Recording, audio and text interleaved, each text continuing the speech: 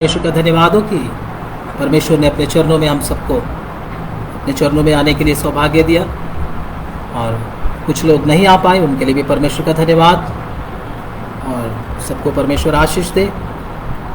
आइए हम आज के दिन परमेश्वर के वचन को सीखने के लिए जाएंगे, और हमारा परमेश्वर हमसे क्या बात करना चाहता है हम प्रभु के वचनों में सीखेंगे। धन्यवाद हो। तो आइए हम प्रभु के वचनों में से पढ़ने से पहले कुछ बातों को सीखेंगे। परमेश्वर के वचन में अगर हम देखें तो बहुत सारी बातें हैं जिसको हमारा सीखना जरूरी है। पहले भी कुछ लोग सीख चुके हैं। हमारे ऊपर समस्या क्यों आता है, ये हमारा विषय नहीं है, लेकिन फिर भी मैं आपको थोड़ा सा हिंट देकर निकलूंगा।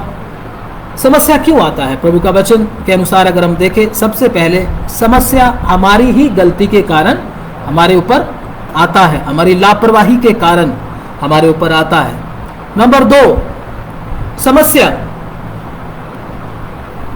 परमेश्वर आने देता है ताकि हमारे विश्वास को क्या करे, बढ़ाए। हमारे विश्वास को बढ़ाने के लिए क्या होता है, समस्या हमारे जीवन में आता है, हमें और स्थिर करे। शुद्ध करने के लिए भी क्या आता है, समस्या आता है, ताकि हम और शुद्ध हो जाएं और सिद्ध हो जाएं। तो अगर हम परमेश्वर के वचन के इतिहास में देखते हैं तो परमेश्वर के वचन का इतिहास हमको यही बताता है कि जब जब भी समस्या आई, पहली सदी की कलीसिया के ऊपर भी हम देखते हैं, और पुराने नियम में भी, पुराने नियम की कलीसिया कौन थे, इस्राएली लोग। इस्राएली लोगों के ऊपर भी क्या आई हैं, समस्याएं बहुत ज्यादा आई हैं। समस्याओं से ही खेलते आए। समस्याएं क्यों उनके ऊपर आती थी? क्योंकि वो सर्वशक्तिमान परमेश्वर के पीछे चलते थे और उनको एक लॉ मिला था, एक कानून मिला था। कानून के ऊपर ना चलने के कारण, उस वचन के अनुसार ना चलने के कारण इजरायलियों के ऊपर क्या आती थी, समस्या आती थी। उनकी समस्याओं का मुख्य आधार, मुख्य केंद्र बिंदु क्या था, परमेश्वर की आज्ञाओं को क्या करना, टाल देना। टालने के कारण ही उनको क्या आता था, समस्या आता था, और कितनी पीड़ाओं में वो रहते थे। परमेश्वर उनको राजाओं के अधीन में कर देता था, और वो राजा क्या करते थे, उनकी हालत को बहुत बुरा करते थे। हम गिदोन के समय में जब हम देखते हैं तो किस प्रकार से गिदोन एक जगह पर छुप कर क्या कर रहा है, काम कर रहा है। किन से डरते हुए, अन्य जातियों से डरते हुए वो क्या कर रहा है, काम कर रहा है। क्यों? क्योंकि वो जब भी वो आते थे उनका सारा माल लूट कर क्या कर जाते थे, ले जाते थे। उनके घर का सामान ले जाते थे, उनके पशुओं को ले जाते थे, उनके बच्चों को, उनकी स्त्रियों को उठाकर ले जाते थे, उनका सारा कुछ तबाह कर देते थे। ध्यान से सुनिए, अगर आप तबाह नहीं होना चाहते तो, मुझे सख्त थोड़ा सा शब्द बोलना पड़ रहा है क्योंकि प्रभु की उपस्थिति में हूं। आप में से जो तबाह नहीं होना चाहता वो परमेश्वर के वचन को जरा ध्यान से सुन ले।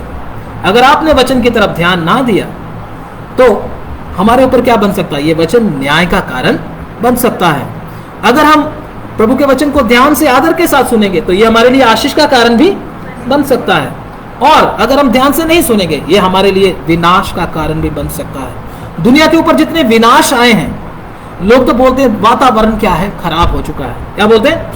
वातावरण खराब होने की वजह से क्या आ गया, दुनिया में समस्या आ गई। बोलते ना बोलते, भूकंप क्यों आ रहे हैं, वातावरण ऐसा हो रहा है। ठीक है जी, हवा क्यों जहरीली हो रही है, वातावरण की वजह से हो रहा है। ठीक है, कोरोना क्यों आ गए, मनुष्यों की गलती के कारण हो रहा है। हम तो ये बोलते हैं ना, आम लोग यही बोलते हैं, मनुष्यों की गलतियों के कारण। लेकिन एक विश्वासी उसको किस नजर से देखता है, एक विश्वासी उसको किस तरीके से देखता है? परमेश्वर इंसानों की किए हुए काम की, गलत कामों की सजा उसको क्या करता है, देता है। जो हमने किया है वो हमको क्या करना पड़ेगा, भुगतना पड़ेगा। इंसानों की सजा उनके ऊपर देता है परमेश्वर।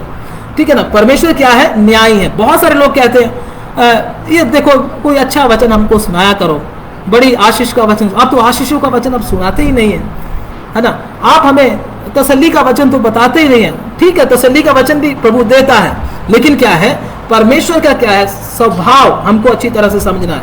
एक तरफ परमेश्वर प्यार करने वाला भी है, दूसरी तरफ क्या है, परमेश्वर न्याय भी है, न्याय भी करता है। अगर हम एक ही पहलू को देखकर चलेंगे तो हम परमेश्वर के पीछे चल नहीं सकते। किसी के साथ रहने के लिए उसके स्वभाव को अच्छी तरह क्या करना पड़ता है, जानना पड़ता है, तभी हम रह सकते हैं।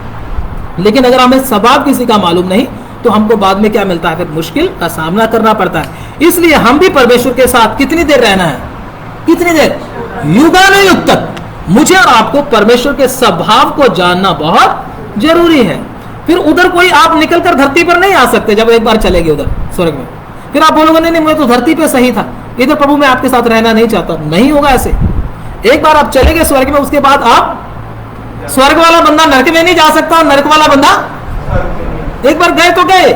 इसलिए मुझे और आपको अगर उसके साथ रहना है तो सबसे पहले उसके स्वभाव को जानना बहुत क्या है, जरूरी है। दुनिया के ऊपर मुसीबतें क्यों, उसका कारण क्या है? सर्वशक्तिमान की आज्ञा को टालने के कारण, परमेश्वर के वचन को टालने के कारण, कामुकता करने के कारण, व्यभिचार करने के कारण, झगड़ा करने के कारण और लोगों को लूट पाट करने के कारण मनुष्यों के ऊपर क्या आ रहा है? परमेश्वर का सजाएं आ रहा है। ऑलमोस्ट विश्वासी लोगों के ऊपर, विश्वासी लोगों के ऊपर भी परमेश्वर के वचन को कहीं ना कहीं तोड़ने पर क्या आता है? परमेश्वर का ताड़ना आता है। परमेश्वर उसको ताड़ना मनुष्य समझ कर देता है। परमेश्वर ऐसी ताड़ना नहीं देता कि उसको क्या कर दे, खत्म ही कर दे। लेकिन ऑलमोस्ट प्रभु विश्वासियों के ऊपर क्या करता है? मनुष्य जानकर, जैसे मनुष्यों को ताड़ना मिलनी चाहिए वैसी ताड़ना परमेश्वर उनको देकर क्या करता है? ठीक करता है। तो पुराने नियम में भी जब हम पढ़ते हैं, प्रभु के वचन में पढ़ेंगे तो हम निकालेंगे प्रभु के वचन में से न्यायों की किताब। धन्यवाद, धन्यवाद। प्रभु के वचन में से न्यायों की किताब हम निकालेंगे। जिन जिनके पास बाइबल है अपनी बाइबल को ओपन करेंगे और निकालेंगे न्यायों की किताब। उसका 4 अध्याय प्रभु के वचन में से हम निकालेंगे। धन्यवाद।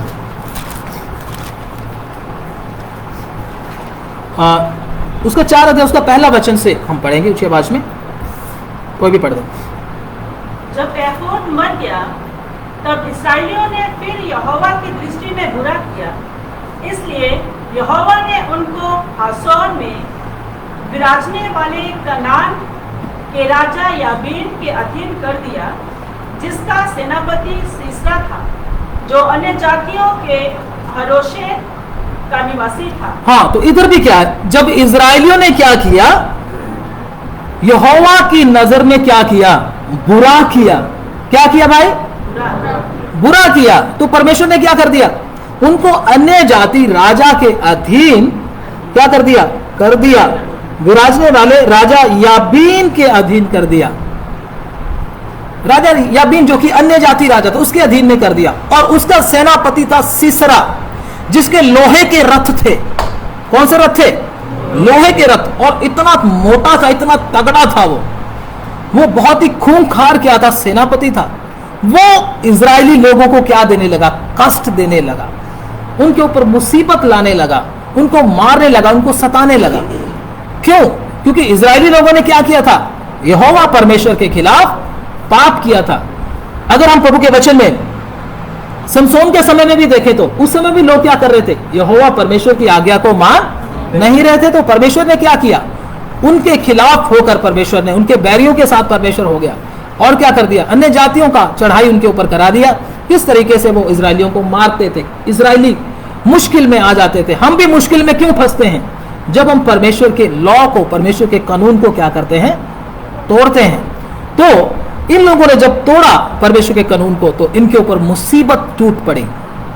मुसीबत क्यों आती है हमारे ऊपर? परमेश्वर के वचन को तोड़ने के कारण। अगर हमारे जीवन में कोई गलती आई है तो हमको उसी समय क्या करना चाहिए? परमेश्वर के चरणों में। परमेश्वर की एक आदत है, बोलते मैंने तो ये भी कर दिया, अभी तक तो मुसीबत आई नहीं। कई लोग ऐसे बोलते हैं, मैंने तो गलत कर दिया, अभी तक मेरे ऊपर कोई मुसीबत नहीं आई। तो प्रभु का वचन क्या कहता है? दंड की आज्ञा फुर्ती से दी नहीं जाती। क्यों? क्योंकि परमेश्वर हर जगह इंसान को मन फिराने का एक मौका देता है, अवसर देता है। परमेश्वर क्या है? बेशक न्यायी है लेकिन दयालु भी है। वो एकदम आपको सजा देगा नहीं। अगर आपने किसी को गाली दे दी और एकदम आपकी जुबान के ऊपर कैंसर निकल आया, उसके बाद कभी गाली दोगे? पहले भी सीखा ना हमने, दोगे गाली? अपने पति को गाली दोगे? अपनी पत्नी को गाली दोगे? दोगे? कैंसर अब तभी निकल आए। लेकिन हमको तो, मैंने तो कितनी बार गाली दे दिया अपने पति को, मैंने अपनी पत्नी को कितनी बार बुरा बोल दिया, मेरे जुबान पर तो कुछ नहीं हुआ। क्यों नहीं हुआ? क्योंकि परमेश्वर आपको सुधरने का क्या कर रहा है? मौका दे रहा है, सुधरने का मौका दे रहा है। क्योंकि वो एकदम क्रोध करता नहीं, उसकी एक आदत है, एकदम क्रोध नहीं करेगा। जैसे हम क्रोध एकदम करते हैं, हमारा कोई बच्चा गलती करे या हमारा कोई पत्नी गलती करे या कोई भी गलती करे, हमको कैसे आता क्रोध? एकदम आ जाता है। उसी समय हम क्या कर देते हैं? ताड़ फाड़ कर देते हैं। कई बार करते कि नहीं करते? अभी दंड की आज्ञा क्या है? हमारा सिस्टम क्या उल्टा है, हमारी बाइबल क्या उल्टी है। हम कहते हैं दंड की आज्ञा तो उसी समय दी जाती है, लेकिन परमेश्वर क्या कहता है? दंड की आज्ञा फुर्ती से दी। क्योंकि परमेश्वर क्या चाहता है? ये मन फिराए, ये सुधर जाए, लेकिन इंसान फिर भी सुधरता नहीं। अगर एक आदमी को मुक्का मार दिया, उसी समय उसका हाथ इधर ही खड़ा हो जाए, उसके बाद हिल ही ना पाए, ऐसे ही रहे, ऐसे ही चले, ऐसे ही नहाए, ऐसे ही खाए, ऐसे ही सो जाए, तो कैसा रहेगा? बोलना, कैसा रहेगा? एक थप्पड़ मुक्का मारने वाला था, लेकिन मुक्का किधर रह गया? इधर ही रुक गया। तो अब मुक्का कैसे मारेगा? दोबारा मुक्का मारने का मौका मिलेगा तो इस हाथ में मारेगा? वो बोलेगा कहीं ऐसे ही ना हो जाए, कहीं ऐसे ही ना हो जाए, इसलिए मैं किसी को मुक्का, है ना। लेकिन परमेश्वर ऐसा क्यों नहीं करता? ताकि इंसान क्या हो जाए? सुधर जाए। परमेश्वर एकदम सजा नहीं देता। लेकिन इंसान क्या समझता है? मुझे तो कोई पकड़ने वाला है ही नहीं, मुझे कोई पूछने वाला है ही नहीं, मैं जैसे मर्जी करूं, किसी को गाली दूं, किसी को तंग करूं, किसी को बकवास करूं, कुछ भी बोलता रहूं, मेरे को कोई रोकने वाला नहीं। मेरे भाई, मेरी बहन, परमेश्वर आपको बड़ी बारीकी से देख रहा है, बारीकी से जांच रहा है। अगर आप नहीं सुधरे तो परमेश्वर की सजाएं आपके ऊपर कभी भी आ सकती हैं। ये हम सबके लिए वचन है, मेरे लिए भी है, आपके लिए भी है। तो परमेश्वर क्या करता है? वेट करता है। तो हमें, अगर हमने गलती किया है तो हमें क्या करना चाहिए? उसी समय परमेश्वर के चरणों में बैठना चाहिए। लेकिन बहुत सारे लोग कब प्रभु के चरणों में बैठते हैं? ध्यान दीजिए, कब बैठते हैं? जब मुसीबत आती तब बैठते प्रभु के चरणों में। मुसीबत झेल कर फिर बैठेंगे प्रभु के चरणों में। लेकिन हमको करना क्या चाहिए? मुसीबत आने से पहले पहले ही प्रभु के चरणों में आकर क्या करना चाहिए? बैठना चाहिए। प्रभु से क्षमा मांगना चाहिए, क्योंकि प्रभु को आपको याद ना करवाना पड़े, खुद ही याद करें, मैंने क्या किया, मैंने क्या गलती की है, मैंने क्या बोला है, मैंने कैसा व्यवहार किया। खुद ही अगर आप बैठकर प्रभु के चरणों में क्षमा मांग लेते हैं तो शायद आपको क्या बचने का मौका मिल जाए। नहीं तो हम क्या करते हैं? मनुष्य तो यही गलती करते हैं, चलते रहते पाप करके भूल जाते हैं, गलतियां करके भूल जाते हैं। जब मुसीबत आती है फिर प्रार्थना करना शुरू करेंगे, दिन रात क्या करते हैं? फिर प्रार्थना दिन रात चलती है। अरे भाई, पहले ही कर लेते, मुसीबत आने से पहले कितना अच्छा था। लेकिन इंसान इतना ढीठ है, वो इस बात को समझता नहीं। वो कहता है मेरे जब पड़ेगी ना मैं तभी भागूंगा, जब मेरे डंडे पड़ने शुरू होंगे ना मैं तभी प्रार्थना करूंगा, उससे पहले मैं प्रार्थना नहीं करूंगा, उससे पहले मैं वचन नहीं सुनूंगा, उससे पहले मैं संगति में नहीं आऊंगा, जब डंडे पड़ेंगे तब भागूंगा। ये इंसान की ढीठता है। इसीलिए परमेश्वर क्या करता है? लेकिन परमेश्वर क्या है? धर्मी होने के कारण, विलंब से क्रोध करने के कारण परमेश्वर क्या करता है? धीरज धरता है। लेकिन फिर भी नहीं सुधरता तो बड़े दुख से परमेश्वर को उनको क्या देना पड़ता? सजा देना पड़ता है। इजरायलियों के साथ भी ऐसा हुआ, परमेश्वर सहता रहा। ये क्या करते थे? मैं यिर्मयाह के विषय में पढ़ रहा था एक दिन। परमेश्वर ने यिर्मयाह को भेजा अपने लोगों के पास कि मैं बेबीलोन के राजा नेबूकदनेस्सर को तुम्हारे पास भेजता हूं और तुमको उनके अधीन रहना पड़ेगा। क्यों? क्योंकि तुमने पाप किया है, तुम उनके अधीन रहना। तो उसके अधीन तुम चले जाना यरूशलेम से, जिधर वो लेके तुमको जाए, फिर मैं उधर से तुमको निकाल कर ले आऊंगा। लेकिन ये क्या बोले? उनकी स्त्रियां क्या बोली? हम नहीं जाने वाले किसी के अधीन में रहने वाले। हम तो क्या करते थे? पहले भी हम स्वर्ग की रानी को क्या चढ़ाते थे? बलिदान चढ़ाते थे, अपनी मन्नतें मानते थे स्वर्ग की रानी के सामने। हम तो उसको क्या करेंगे? बलिदान चढ़ाएंगे। जब से हम यहोवा के पीछे आए हैं तब से हमारी हालत क्या हो रही है? खराब हो रही है। उन्होंने ऐसे बोला, मतलब अपने पाप का दोष किसके ऊपर मर दिया? किसके ऊपर? पाप तुमने किया, यहोवा को बोल रहे, उसकी वजह से हमारे ऊपर क्या आ रहा है? लेकिन अपना पाप जो किया वो याद नहीं आ रहा। ऐसे इंसान इतना ढीठ हो चुका है, मैं आपको बताऊं, अपनी गलती को कभी नहीं देखेगा। अपने ऊपर जो ताड़ना आ रही है, जो मुसीबत आ रही है, उसी को देखेगा। और उसका मुख्य कारण किसको समझेगा? परमेश्वर को। मैं संगति में आता हूं इसलिए होता मेरे पास, मैं प्रार्थना करता हूं इसलिए होता है। मेरे भाई अपने पाप को तो देख, जो तूने पाप किया है उसको नहीं देखता, लेकिन परमेश्वर को क्या करता रहता है, दोष देता रहता है इंसान। तो उन्होंने परमेश्वर को दोष दिया, कहते हम नहीं आने के, किसके पास, परमेश्वर के पास नहीं आएंगे, हम तो स्वर्ग की रानी के पीछे ही जाएंगे, उसको ही बलिदान चढ़ाएंगे, उसके सामने ही मन्नतें पूरी करेंगे। तो यिर्मयाह भविष्यवक्ता चुप हो गया, जब औरतों ने बोल ही दिया, हम तो पहले जहां थे वही जाएंगे, हम लोग तो वही करेंगे। परमेश्वर का दास जब चुप हो गया, उसी समय, ध्यान से सुनना, उसी समय परमेश्वर का वचन आया। क्या वचन आया, अब तुम क्षमा भी मांगोगे ना, अब तुम ये भी बोलोगे हम प्रभु अब तेरे पीछे चलेंगे, तो भी मैं तुम्हारी नहीं सुनूंगा। अब तुम्हारा नाश क्या है, निश्चय है, नहीं सुनूंगा मैं तुम्हारी। अब इस प्रकार हम भी कहीं ऐसी गलती ना कर दे, परमेश्वर के सामने ढीठ ना बने, अपनी गलतियों का, अपने पाप की जो सजाएं हमारे ऊपर आती है उसका दोष परमेश्वर को कदापि ना दें, बल्कि अपने पाप को देखें, मैंने क्या क्या पाप किए हैं, मैंने क्या क्या गलतियां की हैं, परमेश्वर को दोष कभी ना दें। इसलिए अगर हम इजराइलियों की तरह करते हैं तो निश्चय, जैसे इजराइलियों के ऊपर बड़ी ताड़नाएं पड़ी, हमारे ऊपर भी ऐसी ताड़नाएं आ सकती हैं। हम परमेश्वर का वचन क्यों सीख रहे हैं, ताकि हम परमेश्वर की ताड़नाओं से क्या हो जाएं, बच जाएं। ये बचने के लिए या हमें दोष देने के लिए वचन है, बोलिए, ये बचने के लिए एक रास्ता है हमारा, बेशक कड़वा है लेकिन बच जाओगे आप। बोलते हैं ना डॉक्टर, ये दवाई खा लो कड़वी है, लेकिन क्या हो जाएगा, आपका गला ठीक हो जाएगा, आपका पेट ठीक हो जाएगा, आपका बुखार हट जाएगा। बोलो मैं कड़वी गोली नहीं लूंगा, मुझे तो मीठी दो, मुझे नहीं बुखार को कोई ठीक करवाना। तो डॉक्टर बोलेगा भैया जाओ फिर, मेरे पास तो यही गोली है। तो परमेश्वर का वचन भी हमेशा कड़वा तो होता है, लेकिन हमें ठीक भी करता है। परमेश्वर की आने वाली ताड़नाओं से भी हमको क्या करता है, बचाता है। शैतान भी किसके हाथ में है, किसके, हम कई बार शैतान से डरते रहते हैं, शैतान ने ये कर दिया, शैतान ने वो कर दिया, शैतान ने बीमार कर दिया, शैतान ने घर तोड़ दिया, शैतान शैतान शैतान, लेकिन उसके पीछे जो हाथ है वो दिखता हमको नहीं, वो तो दिखता ही नहीं हमको, हमको शैतान ही परमेश्वर लगता है। शैतान ये कर देता, फिर शैतान क्या करता है, अपना भय हमारे अंदर समाता है। क्या करता है, शैतान का भय हमारे अंदर बढ़ता, परमेश्वर का भय कम होता जाता है, शैतान का भय बढ़ता चला जाता है।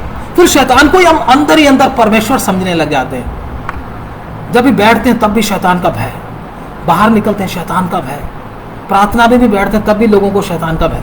क्यों, वही तुम्हारा परमेश्वर बन गया, ये कर देगा शैतान, वो कर देगा। शैतान कभी भी एक विश्वासी के सिर के बाल को भी हाथ लगा नहीं सकता। प्रभु के वचन में लिखा है तुम्हारे सिर के बाल भी क्या हुए हैं, क्या हुए हैं, सिर के बाल भी गिने हुए। हमारे सिर के बाल को भी नहीं छू सकता। परमेश्वर जब अनुमति दे तभी कुछ हो सकता, नहीं तो शैतान हमारी तरफ देख भी नहीं सकता ऐसे अपनी मर्जी से, आज्ञा नहीं है उसको। तो इस प्रकार हमको शैतान को ज्यादा इतनी अहमियत देने की जरूरत नहीं है, उसमें हमारे बाप का हाथ है। अगर शैतान को कौन भेजता है, परमेश्वर ही भेजता है। परमेश्वर ना भेजे तो शैतान हमें देख भी, घूर कर देख भी नहीं सकता, है ना, समझते ना इस बात को। तो क्या हुआ, इजरायली लोगों ने परमेश्वर के खिलाफ जब पाप किया, तो आगे पढ़िएगा जब इस्राएलियों ने यहोवा की दुहाई दी, क्योंकि सीसरा के पास लोहे के 900 रथ थे। सीसरा के पास इस्राएलियों ने यहोवा की दुहाई दी। जब इस्राएलियों ने पाप किया तो परमेश्वर ने एक ऐसे राजा के सेनापति को भेजा जो बहुत ताकतवर था, और उसके लोहे के कितने रथ थे, 900 लोहे के रथ थे। तो इतना भयानक आदमी था वो। आगे जाके पढ़ते हैं, तो माफ करना। और वह इस्राएलियों पर 20 वर्ष तक बड़ा अंधेर करता रहा। इस्राएलियों पर क्या करता रहा, 20 साल तक क्या करता रहा, अंधेर गर्दी करता रहा। जो उनका होता था सब छीन लेता था, उसे छीन के ले जाता था। क्यों, क्योंकि इस्राएलियों ने परमेश्वर के खिलाफ क्या किया है, पाप किया है।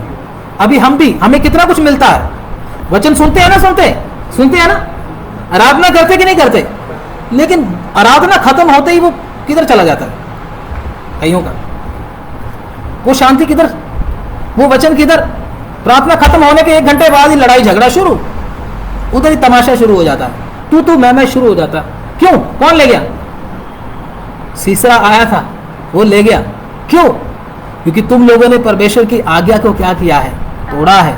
वो शांति तुम्हारे अंदर बनी नहीं रहती, क्योंकि परमेश्वर के खिलाफ पाप करने के कारण परमेश्वर की आज्ञाओं को तोड़ने के कारण जो शांति परमेश्वर अपनी हजूरी में आपको देता वो बनी नहीं रहती, वो वचन भी बना नहीं रहता, वो वचन याद ही नहीं रहता, फिर हम दुखी रहते हैं, परेशान रहते हैं। क्यों? उसका कारण यही है, परमेश्वर हमको क्या, हमारा जो शांति है, हमारा जो आनंद है, हमारी जो तसल्ली है, अगर बनी रहती है तभी मान सकते हैं कि हमें, हमारे ऊपर किसी को अधिकार नहीं है। अगर ये बनी नहीं रहती तो निश्चय हमने परमेश्वर के खिलाफ पाप किया है, परमेश्वर के विरोध में हमने कुछ किया है, और वो जो परमेश्वर ने हमको दिया था वो कोई छीन कर ले जाता है। जैसे गिदोन के समय में इजरायलियों से वो क्या करते थे? छीन कर ले जाते थे। ऐसा होता कि नहीं होता?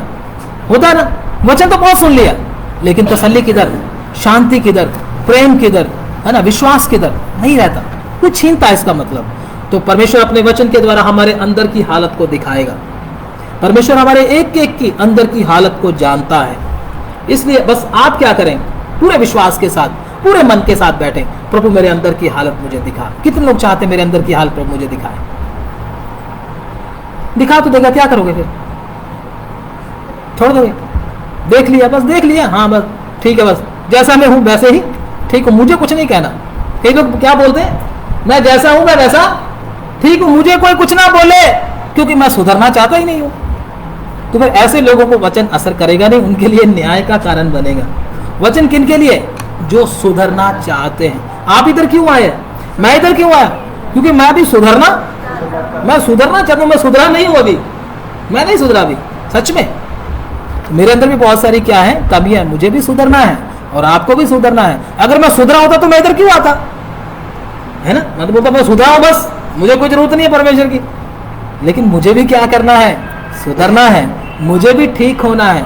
हर सेवक को, हर विश्वासी को ठीक होना है। हम ठीक होते जा रहे हैं, हम पवित्र होते जा रहे हैं, हम शुद्ध होते जा रहे हैं। तो इधर आगे पढ़ेंगे जल्दी से, जल्दी से।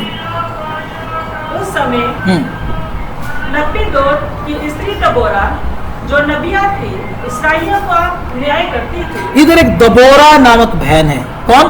दबोरा। दबोरा। न्यायों की पुस्तक में दबोरा नामक एक बहन है। इसके जीवन के विषय में हम थोड़ा सा सीखेंगे। ये पहले तो हम क्या करते रहते थे? आदमियों के विषय में सीखते, लेकिन आज किसके विषय में सीख रहे हैं? एक बहन के विषय में सीख रहे हैं। उसका नाम क्या था? दबोरा। क्या नाम था? सभी बोलेंगे क्या था? दबोरा। दबोरा। अगर आप अपने मुंह से बोलोगे फिर आपको भूलेगा नहीं। क्या था? दबोरा। गुड। तो दबोरा के विषय में हम सीखते हैं। आगे पढ़िए। इस्राएलियों का न्याय करती थी। वो इजरायलियों का क्या करती थी? न्याय। एक औरत न्याय करती थी। सोच के देखो, इजरायलियों का न्याय करती थी। परमेश्वर ने न्याय को भेजा, किसको? उनसे छुड़ाने के लिए। जब इजरायली परमेश्वर के सामने रोए, पश्चाताप किया, तो परमेश्वर ने आदमी को नहीं भेजा, किसको भेज दिया? एक औरत को भेज दिया। यह मत सोचना परमेश्वर आदमियों को भेजता रहेगा सेवा करने के लिए, औरतों को भी क्या कर देता है? सेवकाई के लिए भेजता है। कई लोग कहते हैं औरत प्रचार नहीं कर सकती, तो ठीक है ना, कई लोग ऐसा प्रचार बोलते हैं, औरत प्रचार नहीं कर सकती, और संगति नहीं चला सकती। लेकिन परमेश्वर का वचन ऐसा कभी भी नहीं कहता। पुराने नियम में, नए नियम में जब हम पढ़ते हैं तो हर जगह पर औरतों ने क्या किया, बहनों ने क्या किया? परमेश्वर की सेवा किया है, क्योंकि वो भी परमेश्वर की देह का क्या है? यीशु मसीह की देह का अंग है। आपकी नजर में औरत है, लेकिन परमेश्वर की नजर में वो औरत, आपकी नजर में लड़की होगी, लेकिन परमेश्वर की नजर में लड़की नहीं है। परमेश्वर की नजर में वो क्या है? एक मर्द है। शरीर हमको, बेशक हमारी बहनों को शरीर हमसे अलग, आदमियों से अलग मिला, लेकिन परमेश्वर की नजर में सब पुत्र हैं। पुत्री पुत्री कुछ भी नहीं होता। इधर ही है बस पुत्री, क्योंकि दुपट्टा लेकर बैठती है वो पुत्री बोल देते हैं हम लोग उसको। लेकिन उधर स्वर्ग में जाकर कोई पुत्री नहीं है, सब क्या है? पुत्र हैं। परमेश्वर हमारी नजर में और परमेश्वर की नजर में क्या है? जमीन और आसमान का अंतर है। हमारी सोच और परमेश्वर की सोच, जमीन और आसमान का क्या? बोलिए ना, अंतर है कि नहीं? परमेश्वर अलग तरीके से सोचता है, हमारी सोच कुछ इतनी सी है, बस वो बहुत गहरा सोचता है परमेश्वर। तो इसलिए तो दबोरा जो क्या थी? इजरायलियों की एक न्याय थी। परमेश्वर ने उसको, दबोरा को भेजा। जब इजरायलियों ने परमेश्वर के सामने क्या किया? रोए, चिल्लाए, प्रभु हमको सीसरा से बचा लो, वो हमको नाश कर रहा है, तो एक औरत को भेज दिया। हमारे जैसा होता, ये कौन आ गई औरत, ये थोड़ी ना हमको बचा सकेगी। प्रभु कोई आदमी को भेज देता तो कितना अच्छा था। प्रभु बोलता काम किसने करना है? मैंने करना है, मैं काम करूंगा, मैं तुम्हें जय दूंगा। चाहे मैं एक छोटे से बच्चे को भी भेजूं, वो भी क्या कर सकता है? जय दे सकता है, मेरे नाम में जयवंत हो सकता है। इसलिए हम किसी मनुष्य को मत देखें, किसी पास्टर के डील डॉल को ना देखें, उसकी बुद्धि और ज्ञान को ना देखें, उसकी समझ को ना देखें, बल्कि किसको देखें? परमेश्वर को देखें। दबोरा भी दिखने में तो क्या होगी, इतनी ज्यादा दिखने में तो औरत कैसी होती है ना, आदमी तगड़े होते हैं, लेकिन दिखने में क्या है? एक साधारण औरत है। लेकिन इसके जीवन के बारे में पढ़ेंगे तो आपको मालूम होगा। आगे पढ़े जल्दी से। वह अप्रैम के पहाड़ी देश में रामा और बेतेल के बीच में दबोरा के खजूर के तले बैठा करती थी। किसके किसके किसके? दबोरा के लिखा हुआ है। कौन सा वचन पढ़ रहे हैं आप? हाँ, दबोरा के। हाँ जी, हाँ पढ़िए। और इस्राएली उसके पास न्याय के लिए जाया करते थे। वो कहाँ बैठती थी? खजूर के तले बैठती थी। किसके तले? किसके तले? न्याय किसकी थी? इस्राएलियों की। लेकिन बैठती किधर है?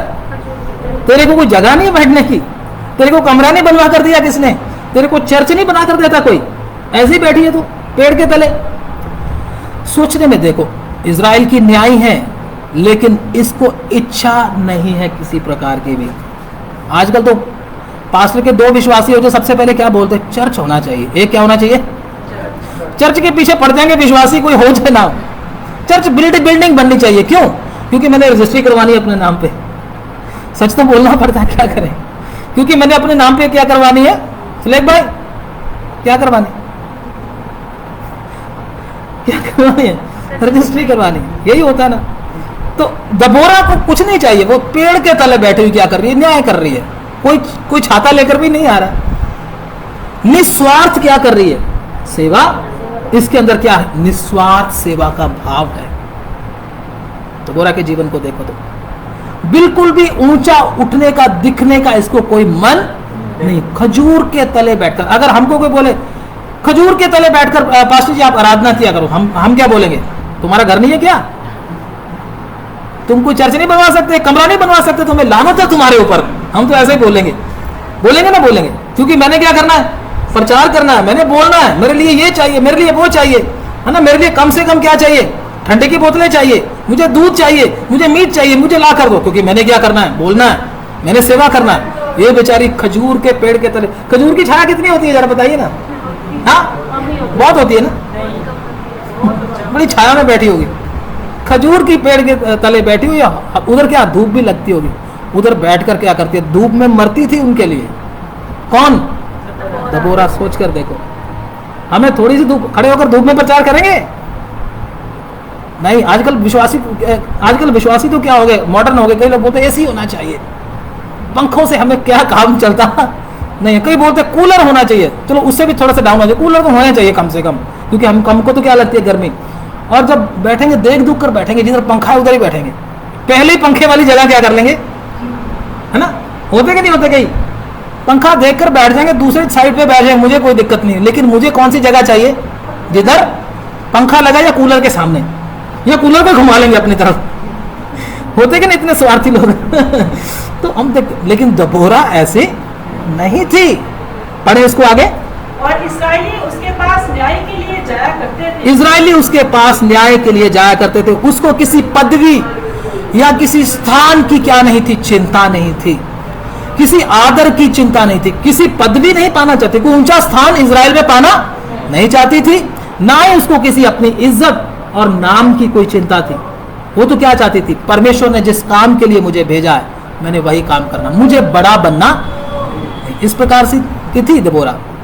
कितनी दीन और नम्र थी। दीन आदमी बैठेगा खजूर के नीचे? अगर आप हमारे घर में आओ प्रचार करने के लिए, मैं बोलूं चलो पेड़ के नीचे जाके प्रचार करो, उधर बैठो जाकर, तो आप बोलोगे तुम्हारे घर में जगह नहीं है? बोलोगे ना? बोलोगे ना? लेकिन दबोरा ऐसा नहीं बोल रही। वो बोलती है मैं पेड़ के नीचे ही बैठकर क्या करूंगी? प्रभु की सेवा करूंगी, जहां परमेश्वर ने मुझे रखा। मुझे किसी भी चीज की, किसी के महल की जरूरत नहीं है। ये होते हैं सही सेवक। कोई डिमांड नहीं, कोई आदर पाने की इच्छा नहीं। मोस्टली विश्वासी, मैं आपको बोलता हूं, मोस्टली प्रभु की हजूरी में खड़ा हुआ बोलता हूं, आदर पाने के लिए प्रभु की हजूरी में आते हैं। क्या पाने के लिए?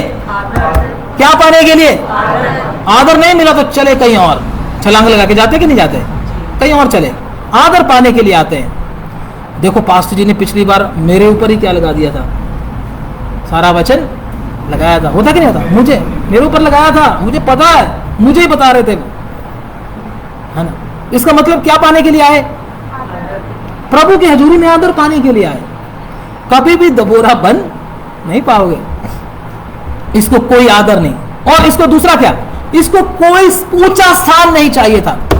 अपने आप को संभाले भाई, हाँ आपको बोला, हाँ कोई ऊंचा स्थान, कोई ऊंचा स्थान नहीं चाहिए था उसको, ऊंची पदवी नहीं चाहिए थी, जिधर प्रभु ने रखा उधर ही।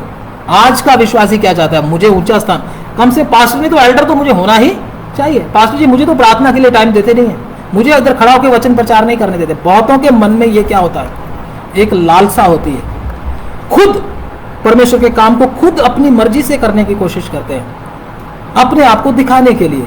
लेकिन परमेश्वर की नजर में वो क्या है, अपराधी है एक इंसान ऐसा जो करता है। खुद आदर पाने का मन हमारे अंदर होना नहीं चाहिए।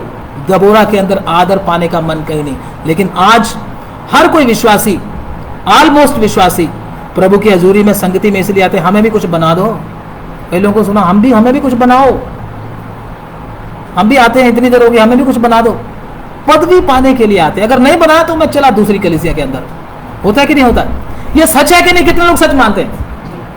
मेरे को तो 10 साल हो गए प्रार्थना में आते, पास्टर जी ने मुझे तो आज तक क्या नहीं किया, इधर खड़ा, मुझे तो एल्डर बनाया नहीं, मुझे तो सेवक बनाया नहीं, मैं क्यों चलूं, मैं किसी और के पीछे चलता हूं। उधर से दूसरे भी क्या करते हैं, हम तुझे पास्टर बना देंगे, हम तुझे क्या बना देंगे, आओ हमारे पीछे आओ। तो ये भी क्या चलता है, गड़बड़ आजकल चलता है। मैं हालत बता रहा हूं आपको आजकल की कलीसियाओं की, जो कि परमेश्वर की नजर में सही नहीं है। सच बोल रहा हूं मैं। सच क्या होता है, थोड़ा कड़वा जरूर होता है, लेकिन हमको इसको क्या करना चाहिए, क्या करना चाहिए, सुनने की आदत होना चाहिए। तो प्रभु के पास आकर कोई भी आदर, कोई भी पदवी पाने का हमारा बोलने का मतलब क्या है, मन नहीं होना चाहिए। तो दबोरा का सिस्टम ऐसा था। आगे जल्दी से पढ़ दीजिएगा। उसने अबीनोअम के पुत्र बाराक को ये देश नप्ताली में से बुलाकर कहा, क्या इस्राएल के परमेश्वर यहोवा ने ये आज्ञा नहीं दी कि तू जाकर ताबोर पहाड़ पर चढ़ और नप्तालियों और जबूलूनियों में के 10,000 पुरुषों को संग ले जा। तब मैं याबीन के सेनापति सिसरा को रथों और भीड़ भाड़ में किशोन नदी तक तेरी ओर खींच ले आऊंगा। ये क्या थी, लपीदोत नामक, 2 वचन अगर पढ़ेंगे तो उसको मालूम हो जाएगा किसकी पत्नी थी ये पढ़ दीजिए पहले 4 वचन। उस समय हाँ, लपीदोत की स्त्री दबोरा जो नबिया थी, आगे इस्राएलियों का न्याय करती थी। लपीदोत की पत्नी, उसके पति का नाम क्या नाम था, लपीदोत की पत्नी थी। ये कोई ऐसे फ्री नहीं घूम रही थी, किसी की क्या थी, पत्नी थी। अगर पत्नी थी तो इसका घर भी होगा ना होगा। अगर घर होगा तो बच्चे भी होंगे, परिवार तो होगा ही होगा। लेकिन किस प्रकार से ये अपने काम धंधे को फटाफट निपटा कर क्या करती थी, सर्वशक्तिमान परमेश्वर के काम को करने के लिए उत्सुक थी, थकती नहीं थी। हम तो क्या कहते, थक गए आज तो बर्तन मांझ कर क्या हो गए, थक गए, बोलते कि नहीं बोलते, कपड़े धो कर क्या हो गए, मेरे तो हाथ घिस गए, बोलते कि नहीं बहनें आजकल, सब्जी काट करके मेरी क्यों हालत खराब हो गई। लेकिन ये करती होगी या नहीं करती होगी, काम करती होगी ना, घर का सारा काम करने के बाद इजराइलियों का न्याय करने के लिए क्या करती है, उधर जाती है। इजराइली कौन, कितने थे, 5-10 होंगे ना, 10, 12, 15, 20, 25, कितने, कोई ना कोई, एक को खत्म किया, दूसरे खत्म किया, तीसरे को खत्म किया, चौथा, आते ही जा रहे थे। ये तो बेचारी धूप में क्या कर रही थी, अपने काम को करती जा रही थी, अपने काम को भी निपटा रही थी और परमेश्वर की सेवा भी कर रही थी, फ्री नहीं थी। आजकल सेवा कौन बनते जाता है, जो फ्री है, हमें कोई काम नहीं है, हम क्या करेंगे, सेवा करेंगे। परमेश्वर ऐसे को कभी चुनता ही नहीं है। जो जिम्मेदार व्यक्ति है, जो अपने परिवार का पालन पोषण करना जानता हो, अच्छी तरह से संभालना जानता हो, वह बोले घर पड़ा इधर, मैं तो सेवा ही करूंगा, तो उसको कौन संभालेगा बताओ। ऐसा नहीं परमेश्वर को चाहिए। परमेश्वर को तो वो चाहिए जो सारे बोझ उठाकर चले, सिस्टम को संभाल कर लेके चले। अगर इंजन बोले मैं तो एक ही डिब्बे को लेके जाऊंगा, बाकी को लेकर नहीं जाऊंगा, तो फिर चलेगा काम? सबको उठाकर चलना पड़ेगा। क्रूस उठाने का मतलब ही क्या है? परिवार को छोड़कर नहीं, परिवार को भी लेकर क्या करना पड़ेगा? चलना पड़ेगा। चलना पड़ेगा कि नहीं चलना पड़ेगा? सबको साथ लेकर चलना पड़ेगा, तभी आप क्या कह सकते हैं परमेश्वर के। यीशु मसीह ने किनका भार उठाया था? चेलों का। लिखा ना, वो देखो परमेश्वर का मेमना चेलों का भार उठा के लेके जा रहा है, यही ना? सारे जगत के पापों का भार उठाकर यीशु मसीह गए। तो परिवार का बोझ उठाकर चलने वाली और फिर भी परमेश्वर का काम करने वाली एक बहन है, थकती? परमेश्वर का काम करके थकती नहीं है ये। हमें थोड़ा सा काम करना पड़ जाए, हाय मेरे हाथ पैर क्या हो गए, गए। बोलते कि नहीं बोलते? अगर सेवा करने के लिए बोलो, वो तो पास्टर जी का काम है, वो नहीं हम कर पाएंगे, कोई बोले तो। लेकिन ये भी तो बहन है, अपने परिवार को संभालती है सब। तभी इसको परमेश्वर ने क्या बनाया है? नबिया बनाया है, न्यायी बनाया है। ये अपने परिवार को अगर नहीं संभाल सकती तो किसी ने नबिया इसको बनाना था? इसको न्यायी बनाना था किसी ने? बोला तेरे परिवार को संभाल पहले। वो तो अन्य जातियों की पूजा कर रहे हैं, वो तो फलाना कर रहे हैं, वो तो ये कर रहे हैं, वो कर रहे हैं, तो फिर ही प्रभु की सेवा कर सकती है। लेकिन इसने करके दिखाया है। क्या किया है? अपने परिवार का भी पालन पोषण किया है, उनको भी प्रभु में रखा है। और क्या कर रही? इज़रा एक अच्छा चरित्र भी है इसका। ये क्या है? अच्छे चरित्र वाली औरत किसको बोलेंगे? थोड़ा सा बहनों की तरफ मैं जा रहा हूं, थोड़ा सा प्रभु क्या सिखाना चाहता है। अच्छा चरित्र वाली औरत किसको बोलेंगे? आप ही बोलिए। भाई नहीं बोलेंगे, बहनें बोलेंगे। हाँ, मेरे हिसाब से अगर मैं सोचूं प्रभु की उपस्थिति में खड़े, अच्छे चरित्र वाली औरत वही है जो अपने घर के सिस्टम को संभाल लेती है, सारा कुछ देख लेती है, किसी को हाथ लगाने की जरूरत ही नहीं है, मैं देख लूंगी सब, तुम चिंता मत करो। वही है अच्छे चरित्र वाली औरत। लेकिन अगर गलत चरित्र वाली औरत होगी, वो बोलेगी थोड़ा सा करके बस मैं तो सो रही हूं, मुझे मत छेड़ो, मैं तो थक गई अब। अच्छे चरित्र वाली औरत क्या होगी? सारे काम को निपटाएगी, किसी को शिकायत नहीं करेगी, अपने पति का भी ध्यान रखेगी, अपने बच्चों का भी ध्यान रखेगी, अपने घर को भी देखेगी, और संगति में भी क्या करेगी? आगे रहेगी सब कामों में। उसको बोलते हैं एक अच्छे चरित्र वाली एक लड़की, एक औरत। बाकी तो बहाने, आप उसका तो दूसरे को फैशन ही खत्म नहीं होगा, दूसरों का क्या नहीं होगा, अपनी इच्छाएं खत्म नहीं होगी, बुड़बुड़ाना ही खत्म नहीं होगा, उसको ये बोलेंगे। वो अपने पति का भी आदर करेगी जो अच्छी बहन है, और अपने बच्चों को भी संभालेगी, अपने परिवार को भी संभालेगी, परमेश्वर की सेवा में भी हाथ बटाएगी। अपने पति को, जैसे प्रभु के वचन में लिखा, अब्राहम की पत्नी सारा अब्राहम को क्या बोलती थी? क्या बोलती थी? बोलती थी ना। क्या अब्राहम के अंदर यीशु मसीह का स्वभाव था? अब्राहम भी गर्म था, पूरा था ना, लेकिन फिर भी अपने पति को क्या बोलती थी? स्वामी। उसका आदर करती थी। बाइबल के इतिहास में प्रभु की जितनी अच्छी बहनें थी, वो सबसे पहले अपने पति का आदर किया है, अपने पति की बात को माना है। प्रभु ने आपको पति क्यों दिया? ताकि आप उसकी बात को मानो, आप उसका आदर करो। अगर आप अपने पति का आदर नहीं कर सकती, आप अपने पति की बात नहीं मान सकती, यीशु मसीह के पीछे आप नहीं चल सकती, आपके बस की बात नहीं है। मैं आपको बोल दूं, नहीं चल पाओगे आप। क्यों? पति क्यों दिया? ताकि जैसे आप अपने पति का आदर करती है, ऐसे ही परमेश्वर, वचन में भी लिखा हुआ है, पत्नियों अपने अपने पति का क्या करो? आदर करो।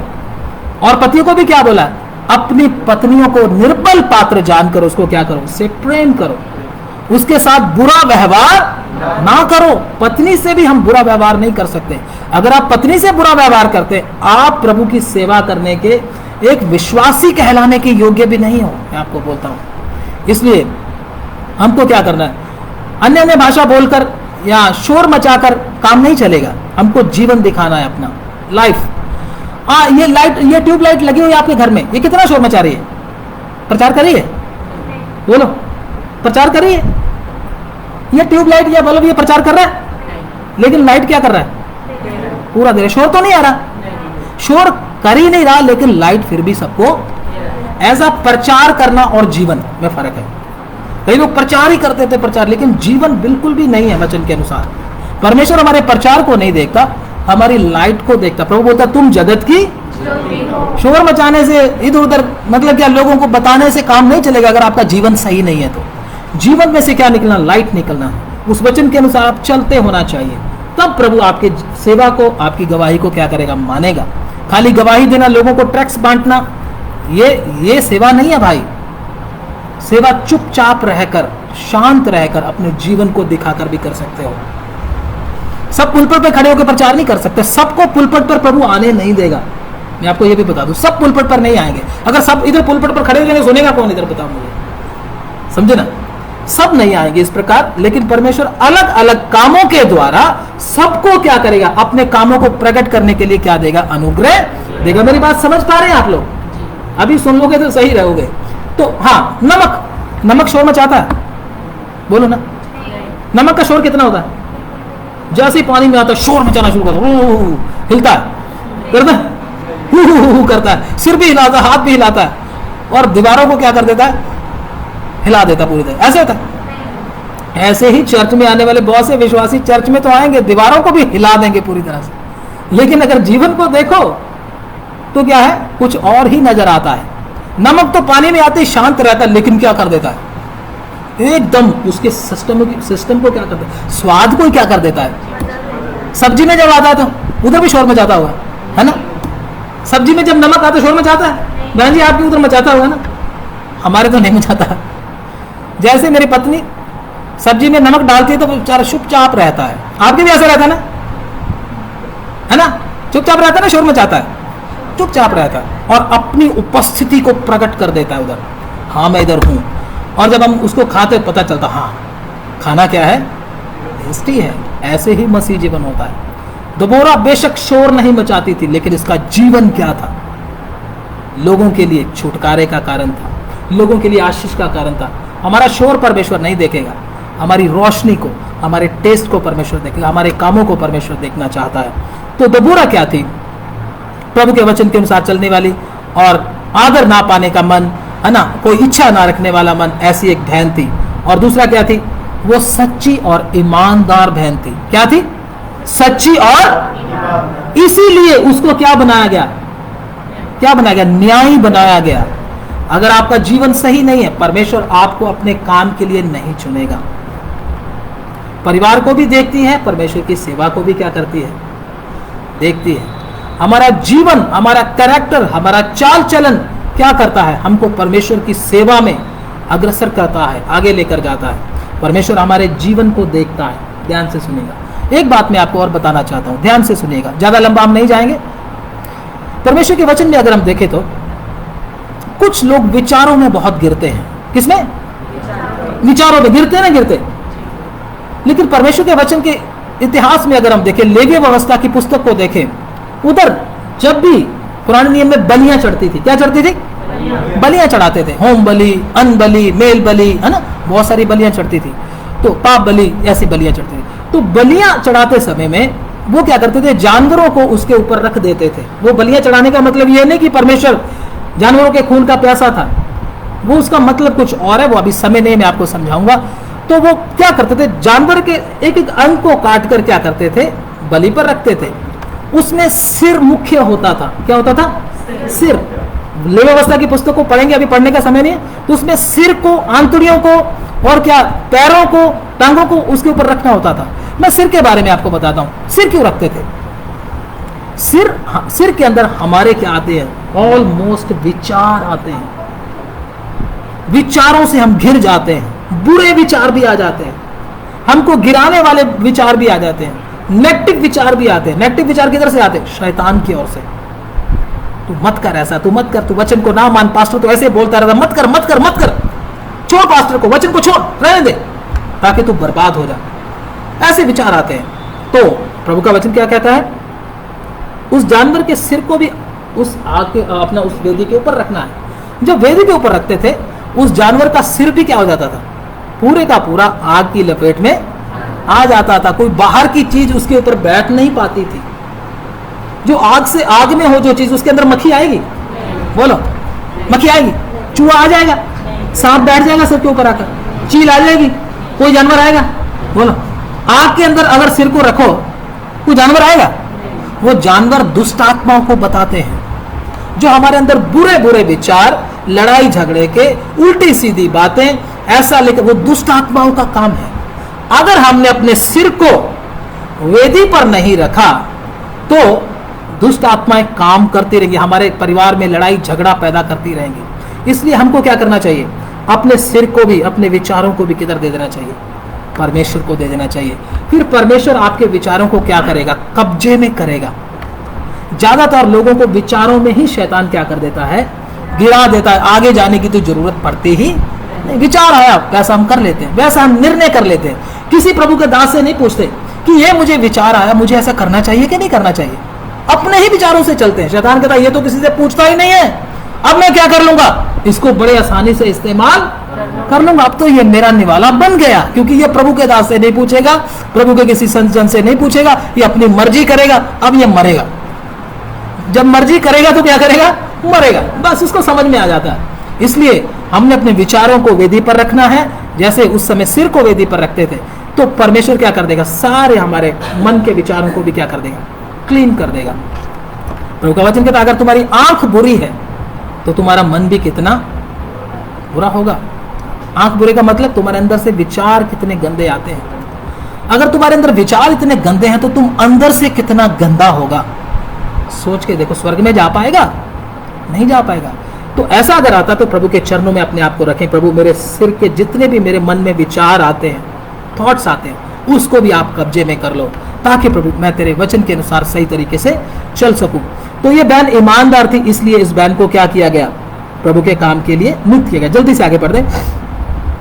बराक ने उससे कहा, इसका 6 से 10 तक हम पढ़ेंगे। उसने अबीनोआम के पुत्र बराक को कदेश नप्ताली में से बुलाकर कहा, क्या इस्राएल के परमेश्वर यहोवा ने ये आज्ञा नहीं दी कि तू जाकर ताबोर पहाड़ पर चढ़ और नप्तालियों और जबूलूनियों में के 10,000 पुरुषों को संग ले जा। तब मैं याबीन के सेनापति सिसरा को रथों और भीड़ भाड़ समेत किशोन नदी तक तेरी ओर खींच ले आऊंगा आगे और उसको तेरे हाथ में कर दूंगा। बाराक ने उससे कहा, यदि तू मेरे साथ चलेगी तो मैं जाऊंगा, नहीं तो नहीं जाऊंगा। हाँ, इसने क्या बोला? सर्वशक्तिमान परमेश्वर ने मुझे बोला है कि हमने क्या करना? सीसरा के ऊपर और उनकी सेनाओं के ऊपर क्या करना? चढ़ाई करना है। मैं आपको सिंपल शब्दों में बताता हूँ।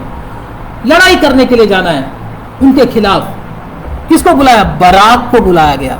बराक किसने बोला? दबोरा ने बोला। दबोरा के साथ किसने बात किया? परमेश्वर ने बात किया।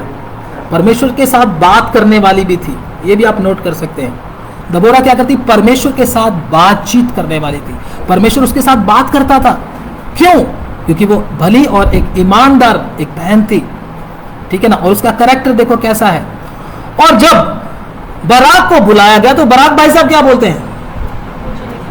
वो बोलते हैं मैं अकेला जाऊंगा जब तक तू मेरे साथ नहीं चलेगी। बराक भाई साहब क्या हो गए?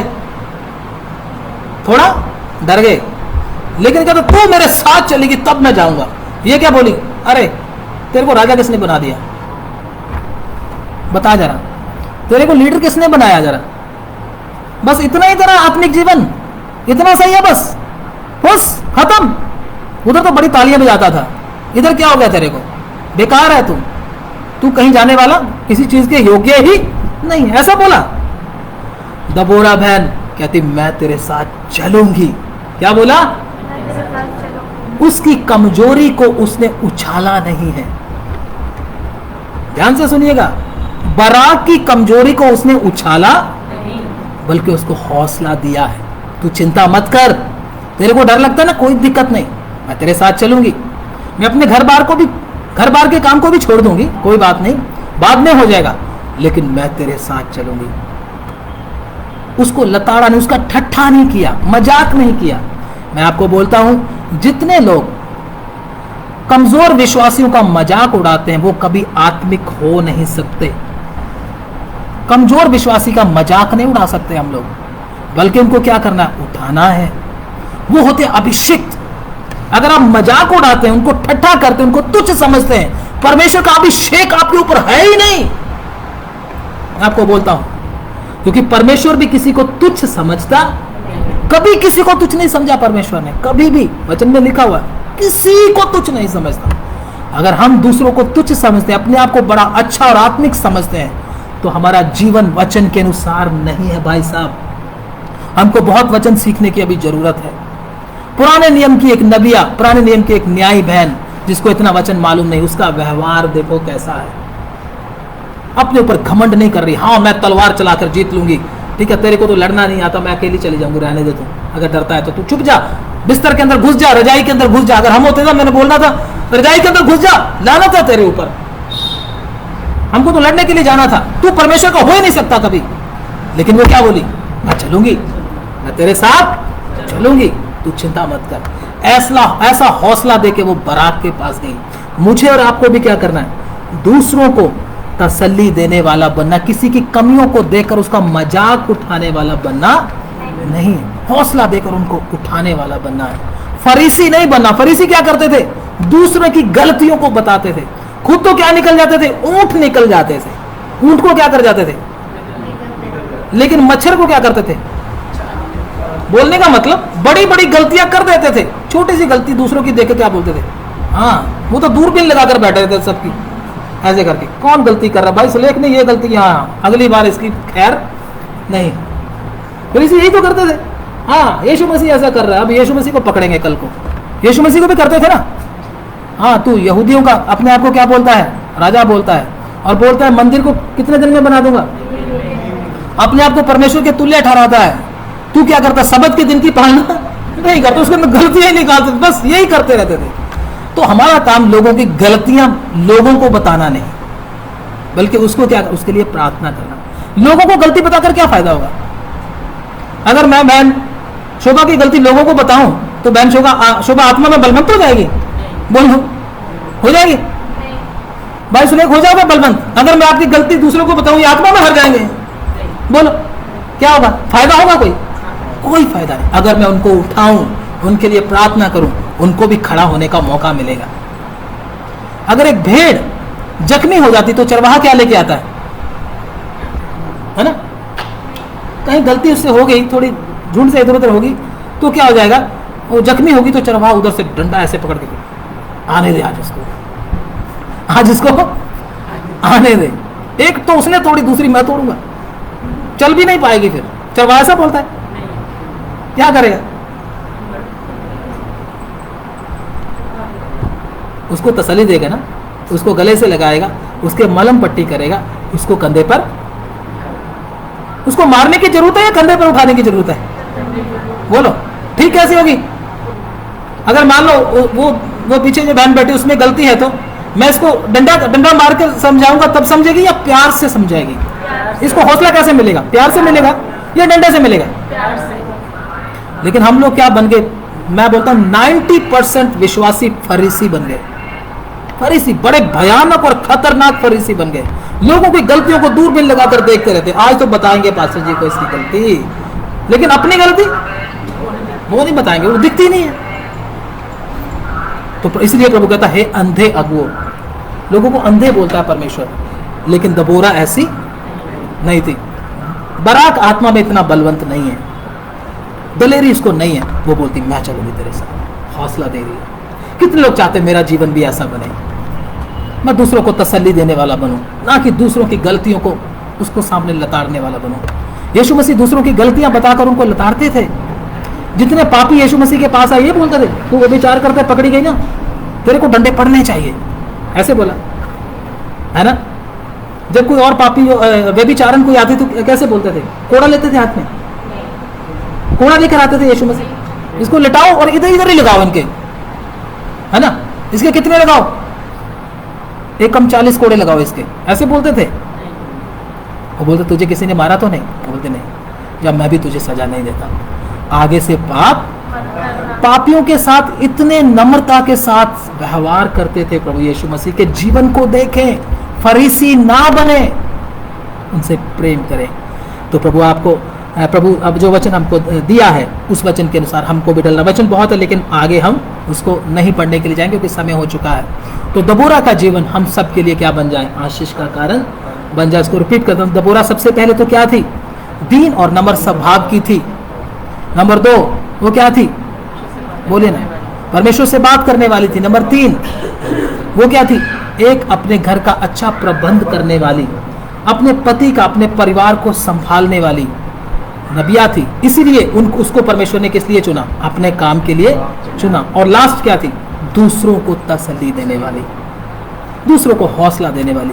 गिर गए, कोई दिक्कत नहीं, मैं आपको उठाऊंगी, मैं आपके लिए प्रार्थना करूंगी, युद्ध में मैं तेरे साथ चलूंगी, चिंता नहीं कर, परमेश्वर हमारे साथ है। हमको भी ऐसे बनना है। प्रभु इन वचनों के द्वारा आपको बहुत आशीष दे। आमीन, आमीन। प्रार्थना करें। हालेलुया, हालेलुया, धन्यवाद, हालेलुया।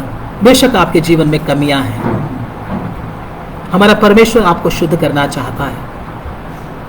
यीशु मसीह आपसे प्रेम करता है, इसलिए दंड की आज्ञा फुर्ती से नहीं देता, हमें बदलना चाहता है ताकि हम बदल जाएं, हमारा स्वभाव दूसरों के लिए आशीष का कारण बने। हालेलुया। सब बातें हमारे फायदे के लिए करता है। जो सच्चे विश्वासी होते हैं, जो असली भेड़ होती है, वो ताड़ना से समझ जाती है, वो ताड़ना से सीखती है बहुत सी बातें। लेकिन जो भेड़ नहीं है, वो ताड़ना पड़ने से प्रभु से दूर चली जाती है, वो प्रभु की हजूरी में आना ही बंद कर देती है, वचन सुनना ही बंद कर देती है, सारा दोष प्रभु पर देती है, बोलती है जब से मैं प्रभु में आई हूं मेरे जीवन में ऐसा हो रहा है। उन अन्य जाति औरतों की तरह जो बोलती थी हम तो स्वर्ग की रानी को धूप चढ़ाएंगे, क्योंकि परमेश्वर के पास जब से हम आए हैं तब से हमारे जीवन में ऐसी घटनाएं होने लग गई। ऐसा ना बने, उस बहन दबोरा की तरह बने जो अपने परिवार की भी देखरेख करते हुए, सब कामों को देखते हुए फिर भी परमेश्वर के काम को फुर्ती से कर रहे हैं। कोई आदर, कोई पदवी पाने का मन नहीं, कोई इच्छा नहीं, बड़े सिंपल तरीके से परमेश्वर की सेवा कर रही है। करते करते कभी थकती नहीं, उसको धूप और छाया की चिंता नहीं है। मुझे छाया चाहिए, मुझे धूप चाहिए, मुझे आराम चाहिए, मैं कंफर्टेबल जगह पर रहूं, इसकी भी चिंता नहीं है। हालेलुया। और दूसरों को उठाने वाली है। बराक को बोलते अगर तू नहीं जा सकता तो मैं तेरे साथ चलूंगी, मैं तेरी सहायता करूंगी। हमारा परमेश्वर हमको युद्ध में जीत देगा, क्योंकि उसने मेरे साथ बात की है, तू चिंता ना कर। हालेलुया। मुझे और आपको भी ऐसा करना है। हमारे अनुग्रहकारी पिता परमेश्वर, तेरे चरणों में आपने प्रभु हमको बैठने का सौभाग्य दिया।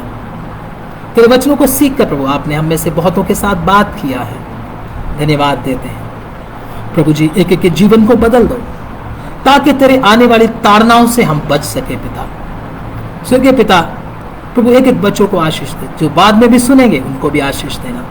तेरी उपस्थिति को चाहते हैं पिता, यीशु मसीह के नाम में आमीन। हमारे खुदावंत प्रभु यीशु मसीह का फजल, पिता परमेश्वर का प्रेम, पवित्र आत्मा की सवागता इस झुंड के साथ, तमाम प्रभु के संतों के साथ हमारे यीशु मसीह की आमद तक होता रहे। आमीन, आमीन, आमीन।